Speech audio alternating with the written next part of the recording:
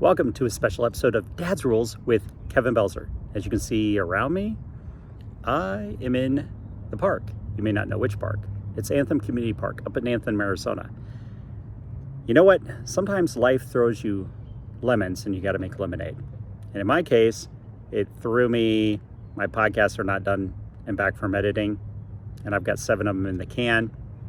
They're not back, so we're making a special podcast because we're never going to miss a Wednesday. I've never missed a Wednesday in 115 episodes, and I did not plan on episode 116 not appearing on a Wednesday as well. So we're in the park, and what I want to talk about today is rubbish removal. It's that time of year to where a lot of people are making their new year, new me kind of goals. I'm not a big fan of that. I've said this in the past. I've said this on episodes going back a couple years. I'm not a big fan on this making new year, new me goals, but most people are. So I feel obligated to cover this topic. I am more of the, hey, another month was done. What adjustment can we make? Hey, I just had an appointment and I didn't sign it. What adjustment can I make? What went good, bad, or just okay on that appointment that I can make an adjustment for so I'm stronger and better the next time? However, I do understand that not a lot of people feel like I do. So because of that, we're going to talk about what we can do to make 2024 or whatever year you're listening to this, because I'm assuming that these podcasts, they live on forever on YouTube, Spotify, and all that it could be 30 years from now, my grandchildren are watching this. So 30 years from now would be math. 2054. Hello, grandchildren. Hopefully I'm still walking the planet. Anywho, new year, new me.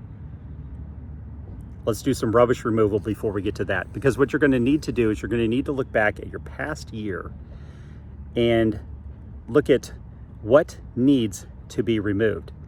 Now, I'm not saying that it entirely needs to be removed. Maybe it needs to be delegated and you're doing a lot of nonsense work. I found myself in that place multiple times over the years. And what I try to do each year throughout the year is analyze, can I hand this off or not hand this off? And sometimes the handoffs just don't work that great. And I found that sometimes it's the person I hand it off to and I've handed off to somebody else and it's been fantastic. I found out other times it just didn't really save me any time and maybe I should just be doing it anyway. So I'll give you some examples of rubbish removal that I've done in the past. For my business, real estate, what I've done is I've taken, let's say when I sign a listing, I may get the initial paperwork, but I don't handle getting it to the broker, making sure everything's okay with it, getting it off to the people that it needs to be to. I actually have an assistant that does that for me. That saves me time to where now I can focus on making more prospecting, follow-up, or in-person appointment with people and not be doing back-end busy, what I call 80% work, where there's other people out there that could do it for me. I need to be focused on the 20%. What do I mean by that? 20% activities are money-making, money-generating activities. So in my case, in real estate, it's prospecting, it's following up on those appointments or those leads that have come in, and it's actual in-person appointments. If it is not any of those 3 tasks, it needs to be handed off to somebody else. It's just that simple. And this could be, okay, yeah, I just said it's that simple. It's really not that simple. It is when you analyze it from a step back, from a strictly business perspective, yes, it is that simple. However, it takes a little growth pains to get there. It took me a long time to realize that I was actually costing myself a lot of time, money by doing it myself. In fact, I would say that handing a lot of this busy work off the back end, that I've gained probably 40 hours a week. So Monkey Math says that's over 2,000 hours a year that I've gained back by handing this stuff off, which I can look back to when I started doing this. In the very first year I did it, my income tripled. I was already making 6-figure income. So it definitely shows that instead of going through the day going, hey, I got all this busy work done, hey, look at me, how awesome I am, that instead I was focusing on kind of bored. What do I need to do? Okay, I need to get more leads coming in. I need to get in front of more people. I need to be doing better follow-up. What can I do to improve my follow-up? And that led me down different avenues as far as that's concerned. So, for example, what it opened up to me this year is when I handed off finally to a admin person that I felt was capable and I didn't have to worry about babysitting my files anymore, I was able to look at my follow-up email campaign and develop that. Now, here's the funny thing, is that I developed the initial emails and what I wanted to say for a 2-year follow-up campaign. However, I again delegated off to somebody that was better at creating the actual funnels, the actual email follow-up campaign than I was. So even then, where if you think it's a task that you should be doing, you still need to be looking into that task and going, yeah, but what in this can I hand off? I can look back years ago when I did my own photos. I'm not a photographer, but I do my own photos on listing. I remember that we had an office camera that you would take out with your listings, and you would set up a time with the client to where you would take the photos. And yeah, I can't believe that that's how we did things at one time. But now all the photos, the drones, the video taking and editing and all that, it's done by an outside company. I just show up. Look into everything you're doing and dive deeper into and going, what rubbish, what things can I delegate to someone else or remove entirely? Because that's the next thing I want to talk about. There's quite a few things that I thought were important. And what's funny / interesting about that is I still find myself every now and then catching myself where I'll create a pile on the corner of my desk of things I want to get to. And then once a month, I end up going through that pile and it all ends up in the garbage. So yeah, still learning to listen to me. The good news is that I did not actually do it. The bad part is that I still have to fight that demon inside of me that says, hey, let's save this for another time when I can actually do it. So I definitely have a little bit of learning to go there. Other rubbish removal. We're all getting some kind of education online, and the problem is that it's easy to get oversaturated with the amount of mentors, gurus, coaches that are out there. What I want you to do is focus down to those that can actually help you improve where you want to go in life, whether it's business, personal, financial, whatever it is, whatever your focus is for the next year. Who is best positioned to help you with that? Narrow it down, because what I've found is that we're all probably following way too many people.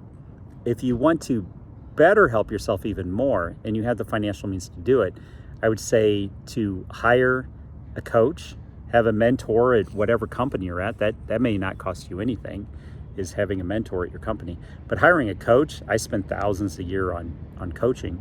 Actually tens of thousands on coaching. And the reason I do that is, one, because of the amount of money that I'm spending. I know that I'm going to follow up on what they're telling me to do, because hello, it's costing me a lot of money. Because when you're spending what could buy a car or whatever, you're bound to not go, yeah, whatever, and just flush the money down. So that's why I kind of really like coaching at almost a pain threshold. A painful amount of money that you're putting out towards it, because if you're doing that, you're more likely to take advice. The other thing I'd say is that if you're getting coaching, I'd recommend getting in with coaching that has accountability times with you. My coach, for example, it's once a quarter we analyze the to-do list that they gave me, things that are working. They always say working in and working on your business. There's two different things. And it's the things that are helping develop the business to a bigger scale than where it's currently at. So I have to look at, there's a choo-choo train behind me. So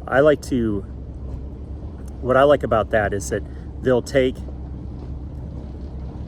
this time to meet with me, say it's an hour, or so.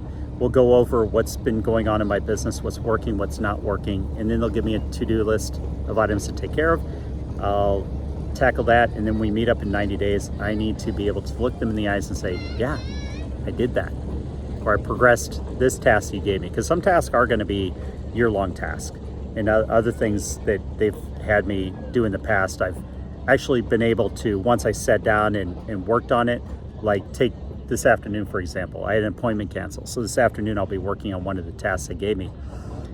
And I don't know if I'll be able to knock the whole thing out, but I'll make a lot of progress on it just today towards that time that we meet again sometime in December.